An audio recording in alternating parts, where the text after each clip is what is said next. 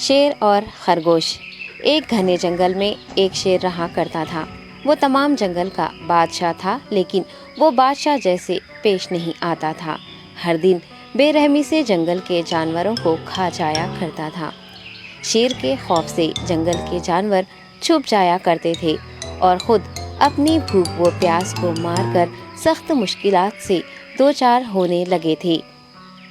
اس طرح کچھ دن بعد جنگل کے تمام جانور ایک مقام پر جمع ہوئے اور شیر کے شر سے محفوظ رہنے کے لیے سب مل کر رائے مشورہ کرنے لگے۔ سب نے اپنی اپنی بات رکھی اور آخر میں ایک گیدڑ نے کہا، میرا خیال ہے کہ ہم روز شیر کے ہاتھوں مرنے کے بجائے ہم خود ایک بار شیر کے پاس چلے جائیں۔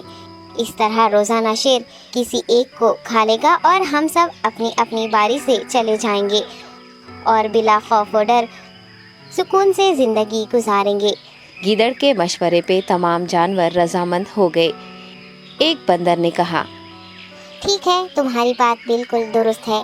موت کا خوف کرنے کے بجائے اپنی باری آنے تک ہم اطمینان و سکون کی زندگی گزار سکیں گے۔ جانوروں کی بات چیت مکمل ہونے کے بعد خود گیدڑ نے شیر کے پاس جا کر یہ ساری بات بتائی۔ گیدڑ کی باتیں سننے کے بعد شیر نے کہا، میں بادشاہ ہوں، اس لیے تم سب کی بات مان رہا ہوں، لیکن ایک بات غور سے سن لو۔ اگر کسی دن مجھے جانور ملنے میں تاخیر ہو جائے تو میں خاموش نہیں بیٹھوں گا اور دوبارہ تم سب پر حملہ کرنا شروع کروں گا۔ شیر نے بڑے غصے سے یہ سب کہا۔ شیر کی باتیں سن کر گیدڑ نے سر ہلاتے ہوئے حامی بھر دی اور وہاں سے چلا گیا۔ اس دن کے بعد ایک ایک جانور بلا ناغہ اپنی اپنی باری کے مطابق شیر کے پاس جانے لگے اور شیر سکون سے اپنے پاس آنے والے جانوروں کو مار کر اپنی بھوک مٹانے لگا۔ یہ معاملہ ایسے ہی چل رہا تھا اور ایک دن شیر کے پاس جانے کی باری ایک خرگوش کی آئی۔ وہ خرگوش بہت ہی ہوشیار تھا۔ اسے شیر کے پاس جانا منظور نہیں تھا اور اس نے اپنے ساتھی جانوروں کو بے رحمی سے مارنے والے شیر کو سبق سکھانے کی ٹھان لی اور ایک اچھی تدبیر نکال کر آہستہ آہستہ شیر کی گفا کے پاس پہنچ گیا۔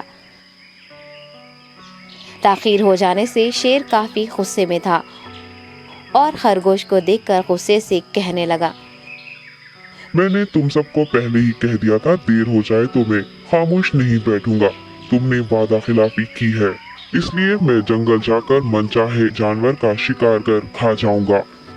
تب خرگوش نے شیر سے کہا، معاف کر دیجیے بادشاہ سلامت، غلطی ہو گئی اور اس کا ایک واجب سبب ہے۔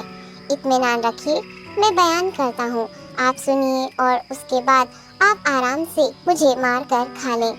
شیر نے پھر غصے سے کہا، وہ کیا بات ہے، جلدی بتاؤ۔ خرگوش نے کہا، بادشاہ سلامت، میں آپ کے پاس آ رہا تھا اور راستے میں مجھے ایک شیر مل گیا اور مجھے مارنے کے لیے آگے بڑھنے لگا۔ میں نے آپ کی بہادری کی بات اس شیر کے سامنے رکھی، لیکن وہ شیر آپ کے بارے میں بہت برا بھلا کہنے لگا۔ یہ سن کر میں نے غصے سے کہا، تم ہمارے جنگل کے نہیں ہو، ہمارے بادشاہ کے بارے میں ایسی باتیں مت کہو۔ یہ سن کر وہ شیر مجھ پر حملہ کرنے کے لیے تیار ہو گیا۔